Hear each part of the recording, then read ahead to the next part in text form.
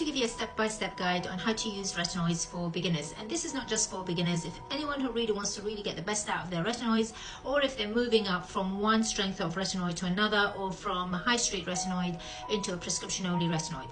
And this is something that I tend to see a lot, especially in my clinic, when I see a lot of people tend to be using retinoids too eagerly, and then they'll end up with a lot of side effects such as skin peeling and skin irritation. So let's just go through a step-by-step process of what retinoids are and how you can get the best out of them. My name is Balsam and I run a skin clinic, and I often see and combine treatments that may have retinoids, or my patients will have a mixture of regime. So whether they're doing skin treatments here and then they're using skincare, but the main thing is I really want you to really understand how retinoids work and why they work and how to get the best out of them.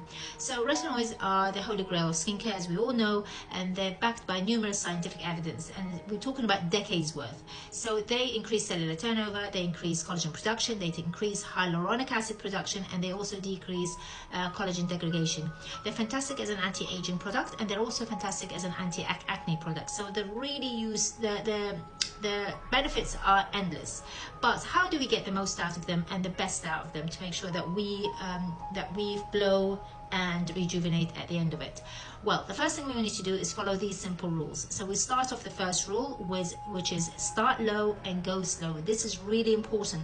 You start low and you go slow. So you start maybe with once a week, and then you build up to twice a week, and then you build up to 3 times a week, and so forth. So what the whole idea of this is to let your skin adjust to the strength of the retinoids, so you're not going to be experiencing those side effects.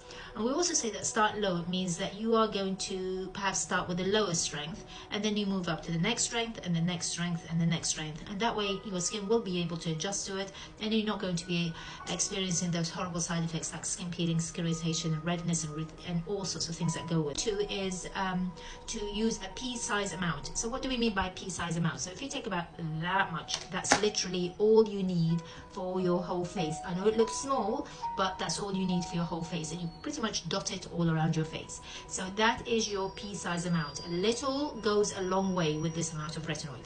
The third one is actually avoid the corners of your mouth, your nose, and your eyes. And what we mean by that, you leave 0.5 of a centimeter, just half a centimeter away from the corners of your mouth, your nose, and your eyes. So that, from that perspective, you have to understand that if it's too close to those areas, you're going to get peeling, you're going to get redness, you're going to get irritation, and that's because we're trying to avoid migration of the product near to those areas that can really induce an undesirable side effect. So a little goes a long way. Avoid the corners of the mouth, eyes, and nose, and start low and go slow. We want happy skin here, guys. We want happy skin. So the fourth one is to use it at night. Once you use it at night, you must make sure that you use it at night and follow it up with sunscreen.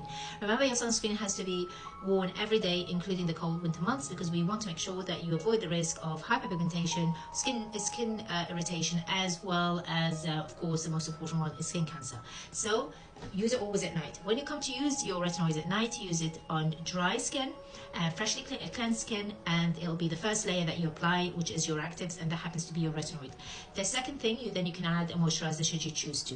If your skin happens to be quite irritated or sensitive, we may ask you to use what's known as the sandwich method, and that's basically put a moisturiser followed by a retinoid followed by a moisturiser. So you sandwich the retinoid in between the moisturiser.